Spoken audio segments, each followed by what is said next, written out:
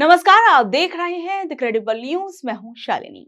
Republic TV के अर्नब गोस्वामी एक बार फिर अपनी हाई वोल्टेज पत्रकारिता के चक्कर में कानूनी पचड़े में फंस गए हैं।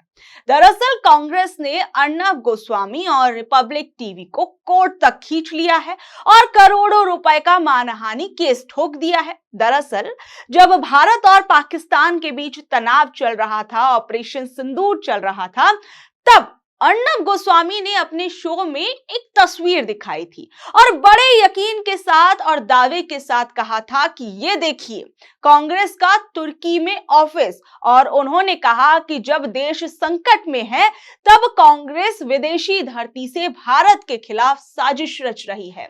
और रिपब्लिक टीवी पर अर्नब गोस्वामी ने अपने शो में यह दावा किया कि कांग्रेस पार्टी तुर्की में अपना दफ्तर चला रही है और वहां से देश विरोधी काम कर रही है। उन्होंने टीवी पर एक इमारत की फोटो भी दिखाई जिससे उन्होंने कांग्रेस का ऑफिस बता डाला और इस पूरी रिपोर्ट के अंदर ये तक अर्नब गोस्वामी ने कह दिया था, जो कि कांग्रेस पार्टी के वोटर्स हैं उनके लिए, कि मैं आपसे कुछ पूछना चाहता हूं कि आपकी पार्टी का तुर्की में किस तरह का कामकाज है। कांग्रेस पार्टी देश के दुश्मनों के साथ खड़ी है, ये पार्टी राष्ट्रीय हितों के साथ और कितना समझौता करेगी। यानी कांग्रेस पार्टी को फॉलो करने वाले लोगों को लेकर भी अर्नब गोस्वामी ने ये बातें कही थी, उन तक से सवाल पूछ लिया था। और जब सोशल मीडिया पर ये वीडियो वायरल हुआ तो कई फैक्ट चेकर्स ने उस इमारत की फोटो को जो है वो चेक किया। रिवर्स इमेज सर्च से पता चला कि वो कोई राजनीतिक दफ्तर नहीं था, बल्कि इस्तांबुल की खलीज कन्वेंशन सेंटर थी और ये एक सरकारी इमारत है जहां बड़े प्रोग्राम और मीटिंग्स होते हैं। अर्नब जिसे साजिश का अड्डा बता रहे थे वो दरअसल एक शादी या कॉन्फ्रेंस हॉल जैसा था, एक कह सकते हैं कि एक सरकारी वेन्यू था। और जब इसको लेकर काफी ज्यादा मामला बढ़ा तो उस दौरान कांग्रेस ने भी कानूनी कार्रवाई की चेतावनी अर्नब गोस्वामी और आर भारत को दे दी। तब रिपब्लिक टीवी ने इसे एक एडिटोरियल एरर बता दिया और उन्होंने दलील दी कि ग्राफिक टीम्स या रिसर्च टीम से ये गलती हो गई। लेकिन कांग्रेस का कहना था कि अगर ये गलती नहीं है बल्कि जानबूझकर फैलाई गई फेक न्यूज थी ताकि चुनाव या राजनीतिक माहौल में पार्टी को बदनाम किया जा सके। और इस मामले में कांग्रेस ने सीधे अब अर्नब गोस्वामी और रिपब्लिक टीवी को कोर्ट तक घसीट लिया और कांग्रेस ने इस मामले को हल्के में नहीं छोड़ा। उनका कहना है कि ये कोई छोटी मोटी गलती नहीं थी बल्कि उनकी इमेज को खराब करने की सीधी कोशिश थी। इसलिए उन्होंने दिल्ली हाई कोर्ट में 2 करोड़ रुपए का मानहानि केस जो है वो लगा दिया है और इस केस की जो सुनवाई है वो जस्टिस पुष्करना के सामने होगी। कांग्रेस ने मानहानि के इस मामले में 2 करोड़ रुपए की मांग जो है वो कर दी है। देखिए, अब ये मामला सिर्फ टीवी डिबेट तक ही लिमिटेड नहीं है बल्कि कोर्ट के अंदर सच वर्सेस दावा की लड़ाई बन गया है। कांग्रेस का साफ कहना है कि इस तरह के भ्रामक दावे जनता को गुमराह करते हैं और राजनीतिक माहौल को जानबूझकर प्रभावित करते हैं। लेकिन सवाल ये उठता है कि क्या इतनी बड़ी गलती सिर्फ एक गलती होती है या फिर जल्दबाजी, सनसनी और टीआरपी की दौड़ में तथ्य पीछे छूट जाते हैं? और किसी को बदनाम करने के लिए इतनी ज्यादा जल्दबाजी आखिर किस बात की दिखाई गई? मीडिया पहले से ही फेक न्यूज के आरोपों से जूझ रही है। सोशल मीडिया के दौर में हर खबर सेकंडों में वायरल हो जाती है और अगर उसमें सच्चाई कम और सनसनी ज्यादा हो तो नुकसान कई गुना बढ़ जाता है। पहले लोग आंख बंद करके मान लेते थे कि टीवी पर जो आया मतलब सच ही होगा, लेकिन अब जमाना बदल गया। अब लोग कहते हैं कि भैया पहले गूगल कर लो, एक बार और कहीं और जाके चेक कर लो, फिर उसके बाद देखते हैं कि ये खबर सच है या नहीं। यानी अब जो भरोसा है वो ऑटोमेटिक नहीं रहा है, उसे कमाना पड़ रहा है। और जिस तरीके से पिछले कुछ सालों में टीवी पत्रकारिता ने अपनी साख गिराई है, उसके बाद तो अब और ज्यादा लोग जो हैं एक खबर को अलग अलग जगहों पर जाकर चेक करने लगे हैं। और आप समझ सकते हैं कि ये चीजें बता रही हैं कि लोगों का भरोसा जो है वो किस तरीके से टीवी पत्रकारिता से कम होता जा रहा है। सोचिए, जब एक बड़ी न्यूज संस्था किसी इमारत को गलत तरीके से पेश कर देती है तो आम दर्शक के मन में क्या चलता होगा? धीरे धीरे एक सोच बनती है कि क्या बाकी खबरें भी कैसी होंगी? यही वो पॉइंट है जहां मीडिया की साख हिलती है, क्योंकि खबर सिर्फ खबर नहीं होती है, लोगों की सोच, राय और कभी-कभी फैसलों को भी प्रभावित करती है। अगर उसमें गड़बड़ी हो तो असर सिर्फ एक पार्टी या एक व्यक्ति तक ही नहीं रहता है, बल्कि पूरे सिस्टम पर सवाल खड़े हो जाते हैं। और भारत के अंदर तो पत्रकारिता का स्तर लगातार गिरता जा रहा है और आज के समय में ये एक कड़वी सच्चाई बन चुकी है।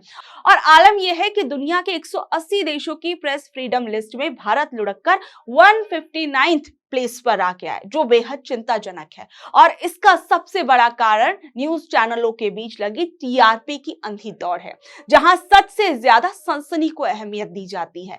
आज के दौर में न्यूज रूम किसी सर्कस से कम नहीं लगते, जहां एंकर्स चिल्ला चिल्ला कर बिना तथ्यों की जांच किए किसी को भी अपराधी या देशद्रोही बता देते हैं। दूसरी ओर स्वतंत्र पत्रकारिता पर सरकारी दबाव, पेगासस जैसे जासूसी खतरों ने पत्रकारों के लिए निष्पक्ष होकर काम करना लगभग आप समझ लीजिए नामुमकिन बना दिया है। लेकिन जब सत्ता से सवाल पूछने के बजाय पत्रकार सिर्फ एक पक्ष की वकालत करने लगेंगे तो जनता का भरोसा टूटना लाजमी है। और यही वजह है कि अब लोग टीवी न्यूज से किनारा कर रहे हैं और निष्ठावान पत्रकार डिजिटल माध्यमों की ओर रुख कर रहे हैं। और जनता अब न्यूज रूम के शोर शराबे के बजाय उन स्वतंत्र मंचों पर यकीन कर रही है, जहां बिना किसी लाग लपेट के, बिना किसी दबाव के सच बोलने की जो लोग हिम्मत दिखा रहे हैं।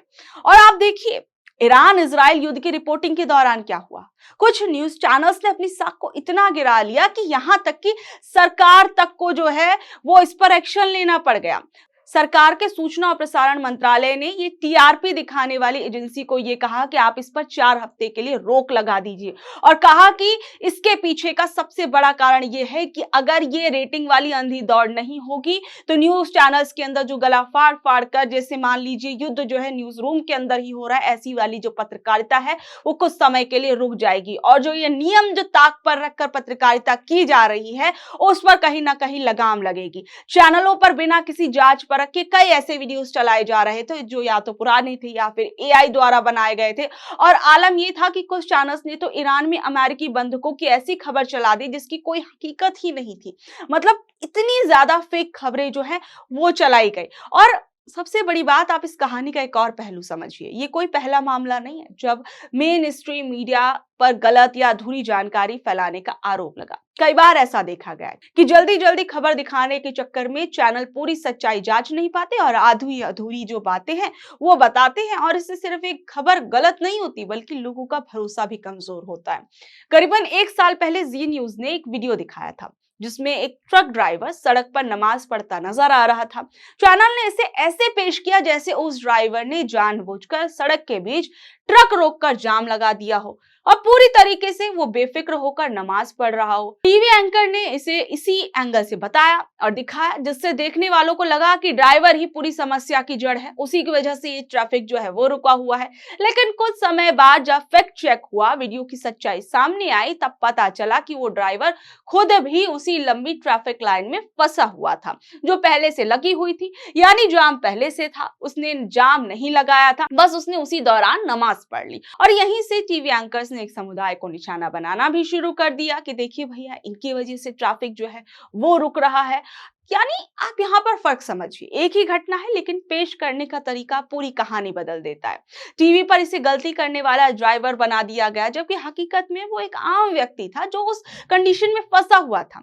और मामला यही नहीं खत्म होता, इस पर शिकायत दर्ज हुई। मामला news broadcasting and digital standards authority तक पहुंचा, NBDSA के पास, और उन्होंने साफ कहा कि सोशल मीडिया से उठाए गए किसी भी वीडियो को बिना जांच परखे आप ऐसे ही नहीं चला सकते, ये गंभीर लापरवाही है। और खास बात ये रही कि चैनल्स ने ये कहा था कि हमने तो पहले ही कह दिया था कि वीडियो की पुष्टि नहीं हुई, लेकिन NBDSA ने इस दलील को खारिज कर दिया और कहा कि सिर्फ ऐसा कह देना काफी नहीं है, आपकी जिम्मेदारी है कि खबर दिखाने से पहले उसे आप सही तरीके से जांचें। इसके बाद चैनल पर 1 लाख रुपए का जुर्माना लगाया गया। साथ ही एक बहुत अहम बात कही कि आज के दौर में जब सोशल मीडिया पर हर तरह के वीडियो और यहाँ तक कि AI से बने फर्जी वीडियो घूम रहे हैं तो मीडिया की जिम्मेदारी और बढ़ जाती है कि वो बिना जांच के कुछ भी दिखा ना दे। और गलत जानकारी तो बहुत तेजी से फैल सकती है, तो ऐसे में जांच परख के बिना आप ऐसे किसी वीडियो को ना चलाएं। देखिए, पहले का समय अलग था। लोग जो टीवी पर देखते थे उसे लगभग सच मान लेते थे, लेकिन अब वक्त बदल गया। अब लोग ज्यादा जागरूक हैं। वो एक ही खबर को अलग अलग जगहों से चेक करते हैं,